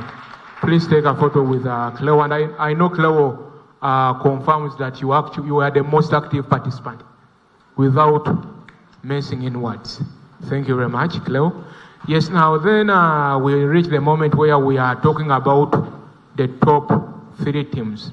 But first, in number 6, we have, when I mention you stand in front. This is like Big Brother, we are eliminating. Number 6, we have FFDA, team leader, in front. Thank you very much. Number 5, we have Mpampe, team leader, kindly. Cleo, I will soon need you, sorry. Number 4, we have Green Shares, team leader, kindly. Yes. In that order, number 6, FFDA, number 5, Mpampe, and number 4, Green Shares. Thank you, ladies. A photo with the team, with the lead facilitator, Cleopatra.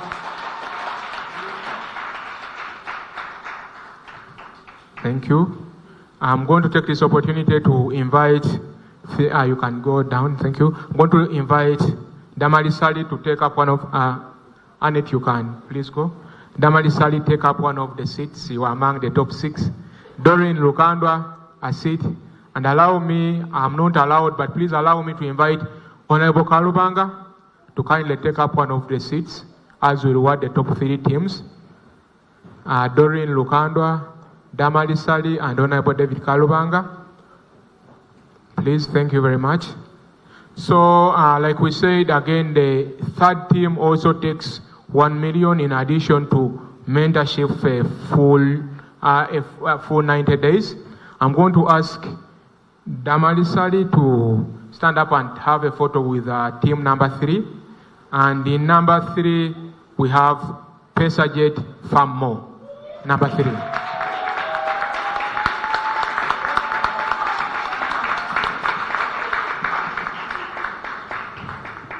That's the number 3. Because Pesajet has been eliminated at number 3, I'm going to invite a new participant, who is my CEO, Innocent Kawoya, to take up Pesajet's position. Now we are going to the top 2 teams. Again, I'm going to ask Innocent to stand with Damal in front there to take a photo with the 2nd team. And in number 2, ladies and gentlemen, we have, guess what? Hack Girls. The entire team should come in front. Hack Girls, the team members of Hack Girls should join their team leader. A photo with our CEO Innocent Kawoya and the chief mentor Damali Sali. Hack Girls, and it is obvious now that you know the winner because there is only one person remaining. But for now, Hack Girls. A photo with Innocent, the CEO, and Damali Sali, the chief mentor. Hack Girls, thank you for the good work. Hack Girls was also around last year. Yes, he's a hack boy who supports the Hack Girls. Yes, he supports the Hack Girls. Yeah. Great stuff. They participated last year, and I think last year they came 4th. So they have improved to 2nd. Maybe they will be 0 next year. Yes, amazing stuff. Thank you. Emma, thank you. Hack Girls and the team can go. The team leader should remain. Harima, you can kind of remain. And in number 1 position, without saying so many words, Kuzimba Online Services. The team members of Kuzimba should come up front. Team members. Allow me request Doreen Lukandwa and Honorable Kalubanga to kindly stand up. Honorable, in front of you. Honorable Kalubanga, in front of you is the winning team, Kuzimba Online Services. Eunice is the team leader. They were around last year, and actually last year they were not among the top 5 teams. Yeah, last year they were not among the top 5 teams. They have worked harder this year, and they are number 1. Yes, a photo with our patron and Doreen Lukandwa, VP at Bionic MFS Africa. Wesley Kuzimba is 4 million richer today. I'm telling you. Yes. Amazing stuff. I'll ask Honorable Kalubanga to take his seat, and Doreen, thank you very much. Because I don't want to waste a lot of time, we have seen the teams. After these speeches, we are going to issue out certificates to all the participants. But first, briefly, I'm going to invite Innocent, our CEO, to invite our patron, and then we shall go to the next part of the program. Yes, as Innocent comes, we thank you, ladies, for taking part. We thank you for your active participation. We thank you for your can-do belief and spirit. You have been amazing. We wish to have a hackathon that can run for a full month, but because of time, resources, among others, we are doing just 6 days. I was just holding brief for my boss. Thank you. Thank you once again. I feel the excitement. I'm equally happy and congratulate all the teams that made it to the second season of the Women in Fintech Hackathon and Summit, and the winners, Kuzimba, Eunice. The men will never stop you anymore from doing business, you can be sure. Tell them you're a champion. Otherwise, we have a popular union on our side, and I'm going to invite our patron. He's probably supposed to be the president of the Generous Men's Association. I don't know. He's probably supposed to be the president. Yeah? Because I've not seen anyone generous like him for all the life I've been working. Generous for the time, for resources, for making sure. I've not seen a minister who calls you every day just to know if things are going well. And he does it all the time, and we can never thank him enough. Honorable, please take the pleasure of speaking to the champions. We call all the women here FinTech queens. The men are gentlemen like all of us. Yeah, thank you so much, Honorable.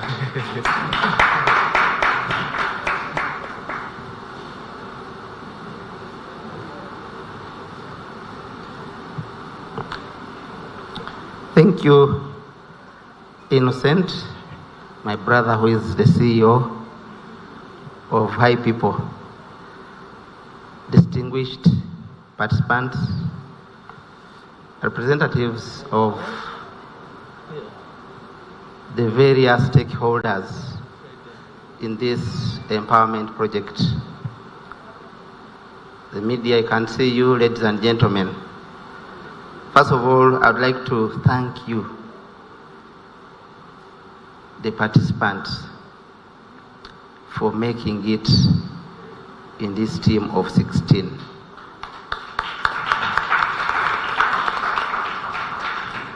I'd like to thank the various stakeholders where we have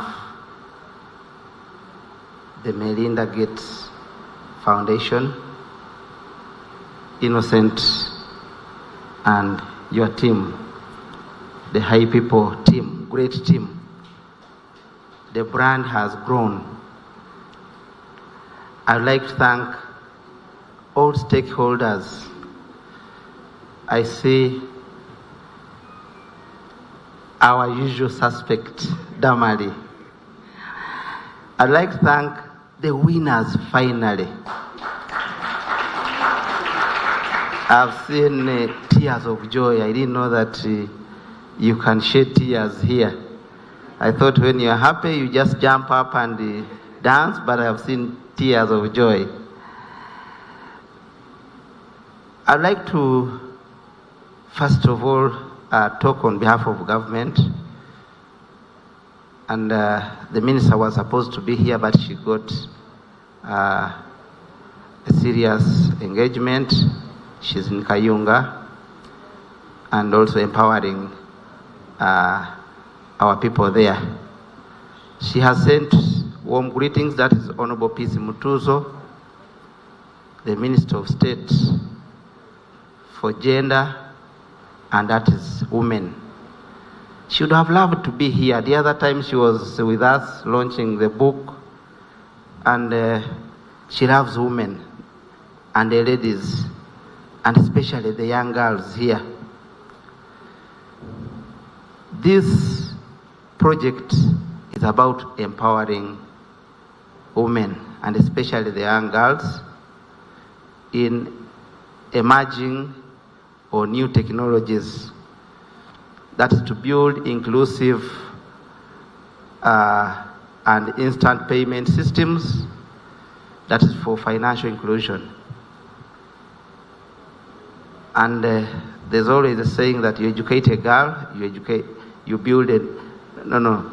When you educate a girl, you build a nation, yes. I didn't know that ladies out there are serious programmers. And I've seen, the musicians normally give themselves names which are, they don't relate with what they do. I heard of hack girls. Are they good at hacking? Hacking is bad, but if you are doing it for a good cause, it's good. So I'd like to thank the winners, number 1, 2. I understand you are 6 in number. And even those ones who were not successful, this is not the end. Those ones who were in those back positions have made it at the front positions. These apps you are making are not just for display. They have solutions in making life easier. They have solutions in different sectors, finance, that is financial inclusion, agriculture. I've seen some in different sectors. But what I want to tell you as someone, that the space is very wide. The horizon is still very wide. Look at society and see the gap where it is. And we need as a country many solutions. As a member of parliament, as a patron, I'm easily accessible. I can easily talk to any of these ministers of ICT. Government has opened up the innovation hub for you. Utilize that. Where you get challenges, please, I can support you to reach to the powers that be in government, the ministers. I know sometimes you find challenges in financing your project, which is key. If a project is not financed, you may not deliver a good product which is competitive. And as a country, this should be the last to tell you, we are encouraging the usage of homemade solutions. Buy Uganda, build Uganda. So in any ministry where you see challenges, go there and start scratching your head, especially the girls. So as I move to take my seat, I will need a brief about any of these products so that we can see, because there are many gaps indeed in service delivery in government. Yes, we have COVID-19, it is still a problem, but I can see you are still healthy and soon we'll be going back to normalcy. Don't lose hope. It is something which has taken us back as a country. We've lost businesses. Some sectors seem to have been grounded completely. You can see the hospitality sector, tourism, education, and others. Don't lose hope. As a country, we are now undergoing vaccination. You'll soon go back to normalcy and business will be as usual. Finally, I really can't just move without saying a big thank you to this man. Innocent, you first stand up and they see you.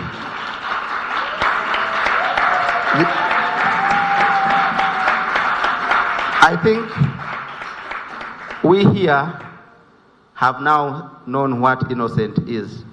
He is a never give up. I don't know whether you have a sister at Gayaza, because Gayaza is boys are also there now. So you can sit down. Innocent is a never give up. So innovative. With some partners, of course. He has some partners, but we should all emulate the spirit of Innocent. Recently, he gave politics a try, but I think you should never go back to politics. He wanted to be the mayor of Kampala City. He stood and gave us promises. He wanted a smart city. So I think you should continue advertising that smart city, which is your dream. Next time, we'll support you fully. I'd like to thank all of you for coming up. And please, let's keep the fire burning. Let's empower more girls, more women. This room is so small. There are many girls out there who would want to be like you. The other day I saw a girl who is in P7 and they told me she's very good at programming. I also bought a laptop for my daughter.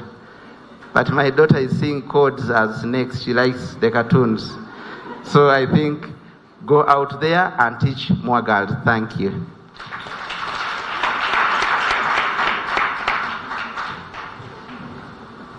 Yes, thank you, Honorable. Before you take your seat kindly, Honorable, I'm going to request you to help us on this next assignment, which is rewarding certificates to your participants. Honorable, I can confirm 42 teams applied to take part in the Women in Fintech Hackathon. We shortlisted 17 teams. One was disqualified on day one because they didn't turn up. So we had 16 teams and altogether 65 participants. I'm going to request you to be handing over these certificates. Ladies and the few gents around, I read your name. You kindly come here, we don't have a lot of time, and receive your certificate of participation. King Wesley, I'll ask you to be the go-between between me and Honorable. Thank you. Yes, na Nuriat Nanteza.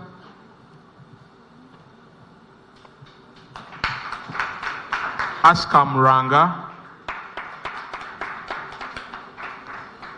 Askam Ranga.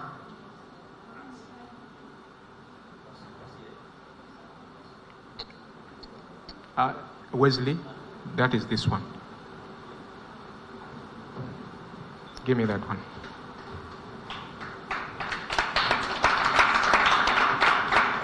Wesley, give me that one. Yes, Diana Najuma. As Diana is preparing to come, let us have Miriam Milembe. Miriam Milembe. Miriam Mirembe, sorry. Then Viol Awol.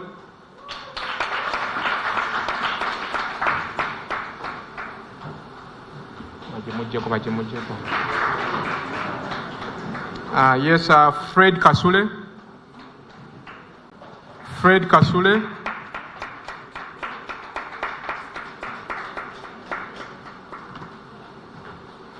Fred Kasule. Yes, let's have Brenda Tibitha Namwone.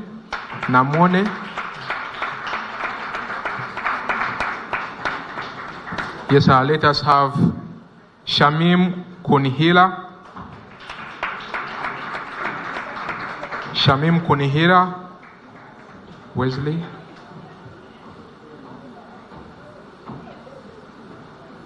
Let us have Marion Kiaga. Marion Kiaga. Let's have Gerard Musumba. Gerard Musumba. Kindly. Gerard Musumba is there. Let's have Emmanuel Segona. Segona Emmanuel. Segona Emmanuel, thank you. Let's have Josephine Bonka, sorry. Josephine Bonka. Kevin Naluyange. Kevin Naluyange. Kevin Naluyange. Kevin Naluyange should be followed by Annie Anyanzi.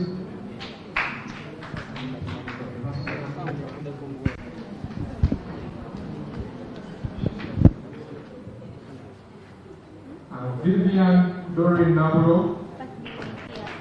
Vivian Dorin Nabro. Vivian Dorin Nabro. Outside. I go there. Let's have Joanita Umutesi. Joanita Umutesi.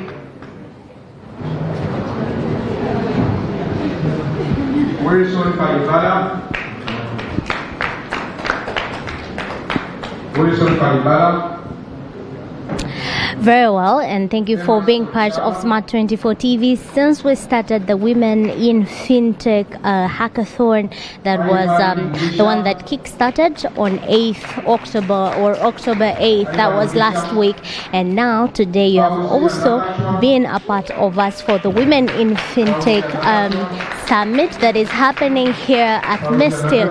And what you hear in the background, actually now what is ongoing is that the Chief Operations Officer, that is High People Nicholas, is giving in certificates for the participants for the team. Like you can see here, well, one is holding a certificate. Could you just, yes, so that is some of the sample that we've got for the certificate. So this is yours. Yeah. How are you feeling about it? I'm feeling so amazing. If you could tell us the name, the team. My name is Emmanuel Segona from Team School Pesa. Yeah, I'm so happy to be here today. I'm so happy to have received this certificate. So what does this certificate mean to you?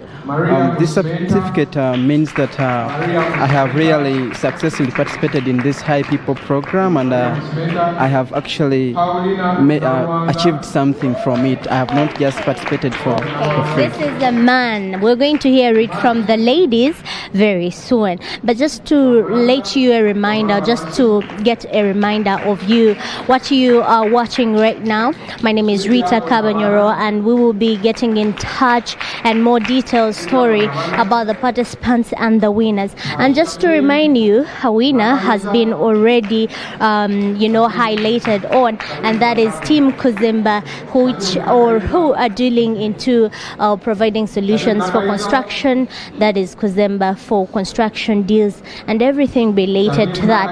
And today they have walked away with 4 million from High People.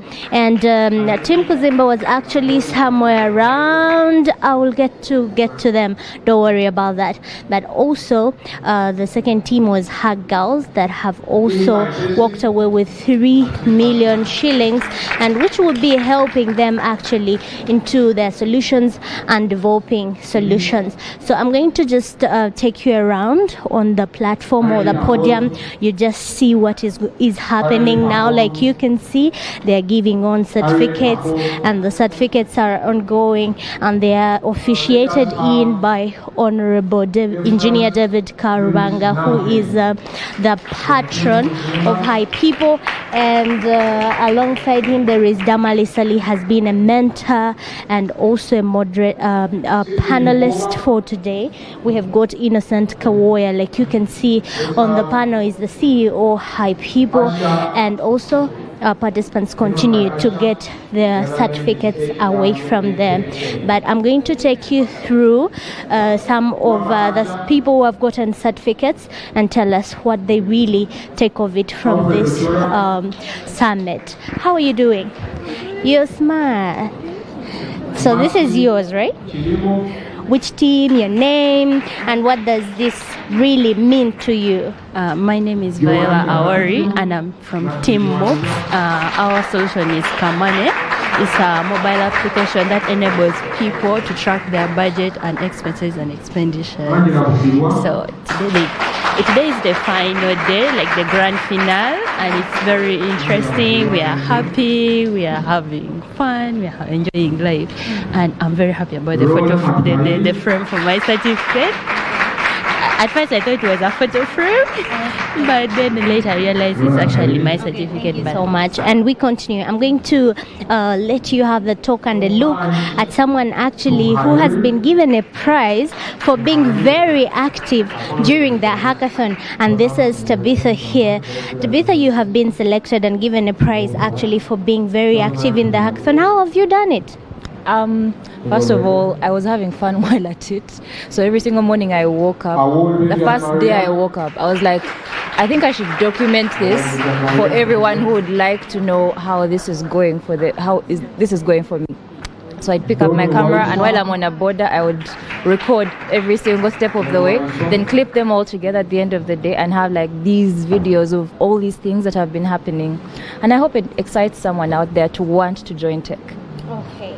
And you said consecutively you not being a tech person or a developer. So in this space, how do you consume it? How do you consume financial technology or digitalization? I'm actually a developer. Yeah, I'm actually a developer. Thank you for the correction. It's well. These technologies, this being a new sphere for me, fintech, I'm learning how to incorporate things from my school studies. For example, my degree is a business degree and tech as well. So I'm learning how to merge the two of them and making all these amazing things for other people to learn to make their lives better.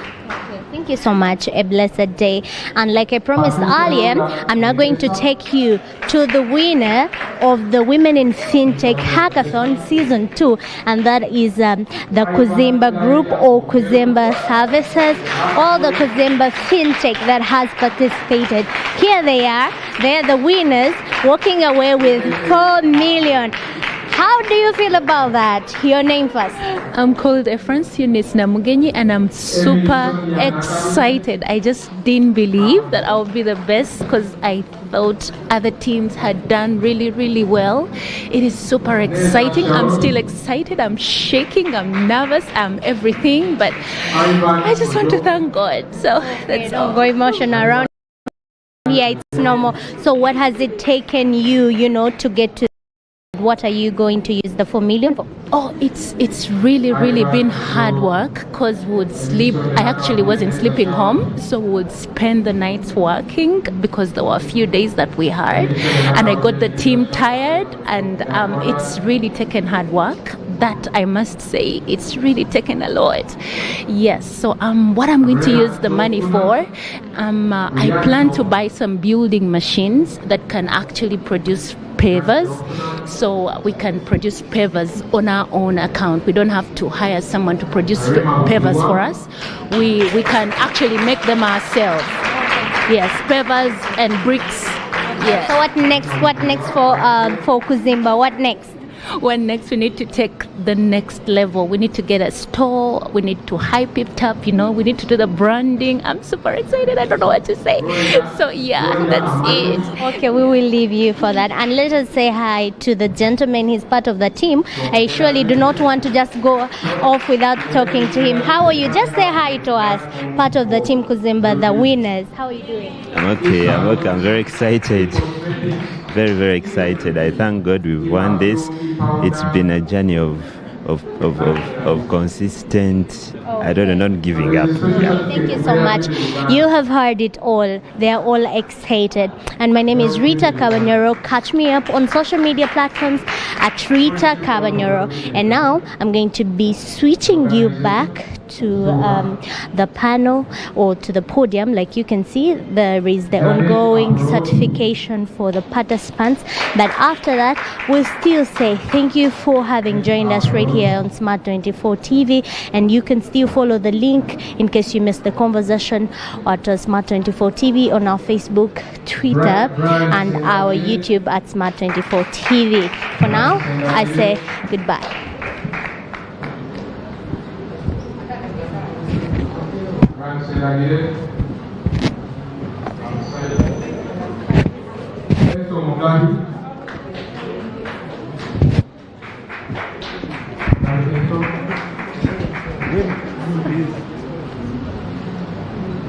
Hope Asimwe Hope.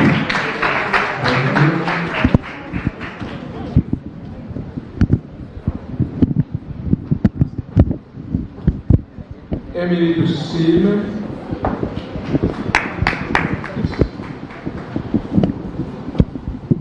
Emily Tusime. Yes, this one was the last reason. I understand it was in an independent part, so different from the others. Now, Emily Tusime happens to be the most famous hackathon participant. To those that participated last year, Emily Tusime had an accident.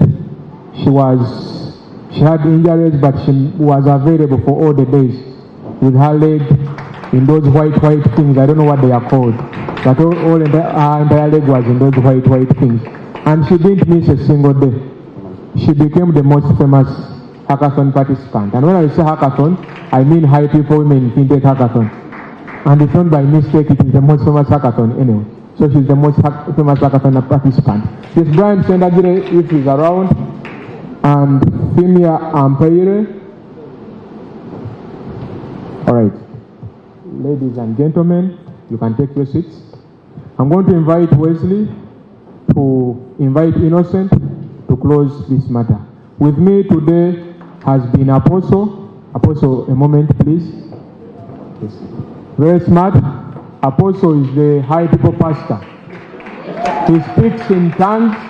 You have a problem, he prays for you immediately. He doesn't say, just wait for church and I pray. If you say stomach paining, he just catches on the stomach and he prays. Usually his prayers work. Thank you, Apostle. Thank you. When we say we are proudly sponsored by God, it is not just for just saying. It is truly, we have been sponsored by God for the last 14 years. Honorable, thank you very much. Well, ladies and gentlemen, without wasting time, nearing our end, and of course, most of you should have received at least your lunch coupons. Please, Lord Mayor. Thank you, King of Radio. Thank you, Honorable. Thank you for all our panelists today, our chief mentor. Thank you, all the teams that made time to be a part of this very important cohort. Thank you to the media, to all the influencers, to all the partners, production, NG Films, Met Media. Well, we are supposed to have interviews recorded for all our panelists, whoever had a panel discussion slot today, and for whoever spoke, whoever feels they were excited to be here, and all the winners. Like I said, we are going to continue doing this for the next 365 days for all the teams. I'm proudly your supervisor, free of charge. I've given myself that job, and I've given out an hour or two every day, Monday, Sunday, and Saturday inclusive, to make sure we do this and innovate profitably. Otherwise, I thank God. It's been a beautiful day, not like any other. It's officially our Women's Day, unless if someone else thinks differently. But it is to our facilitators, Simon, Cleo, thank you, you did a great job. To our partners, Mojalu Foundation, Modusbox, Crosslegs Technologies, Level 1 Projects, and to our very generous sponsors, the Bill and Melinda Gates Foundation. We can't do this without you. To all the ones that came in here, the aggregators and the fintechs, Jumo World, Bionic, and all those that made their time to be here, Club Changaza, we thank you so much for making time. I only pray that God blesses you every single second of your life, and may you live never to give up on anything. You're all headed to greatness. For all the fintech queens and the gentlemen, God bless you. Thank you. Oh, thank you. Before I forget, I have to give an offer to the teams. I'm offering the least I can. Next month, I'm offering the best pizza you'll ever find in the world for every team from Fresco. So be ready to receive the best pizza you'll ever find in the world from Fresco. God bless you. Right, thank you very much. Yes, mu bigambo ebitono tutuuse ku nkomerero y'entandikwa. We have reached the end of this program. Wesley has been with me. Rita Cavanyolo, please, you can come up. Yes, briefly, what I had to say is the coupons for lunch have been distributed. Those that haven't got should receive. Lunch is going to be served in Amber Restaurant, I've been told. The team from Mystery is outside, will direct you where Amber Restaurant is, because it is across the other side. But the team is outside and will direct you. I hand over to Rita and Wesley to wrap up this. Rita is from Smart 24, and King of Radio Wesley is the Public Relations Officer and official spokesperson of High People. Thank you. Very well, thank you so much. And speaking of Smart 24 TV, we've been live there, and you can still catch up the link on our social media platforms. at Smart24TV on YouTube, Facebook, and Twitter. Don't forget, we're still on Instagram. And it's been a beautiful day having all the beautiful, the bright ladies around here and the gentlemen, of course. Please, let's clap for Rita one more time for being an amazing host. Thank you. And clap for all the ladies. Men, let's clap for all the ladies here. So let me assume the ladies who have clapped. Anyway, can I have all the winners, those who actually received certificates, the ladies, please come through and for a group photo. That would be so beautiful. And of course, this amazing table here as well would definitely also join all the ladies that actually have got themselves certificates today. Please, can you move forward? We have come on the podium, we'll take a group photo, and then everyone should leave at will and after your lunch. That is. Thank you so much. A good day.